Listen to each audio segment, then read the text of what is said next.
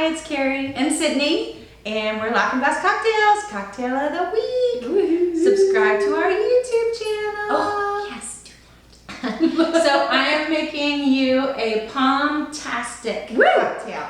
That is good. You know, I always find the best things in the airport coming back from Mexico. So this is Aguavero. It is a tequila liqueur. It just ends up tasting like really sweet tequila. Yeah.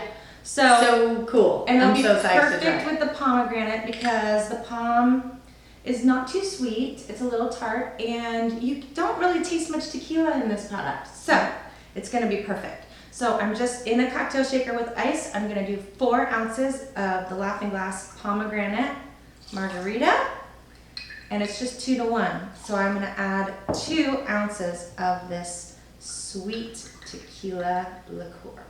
Yum. And that's it. It could not be easier. Just give that a shake and get it nice and folded up. We're just gonna pour that over ice.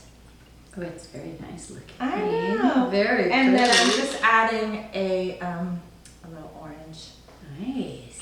for a garnish. Cheers. Cheers. Enjoy.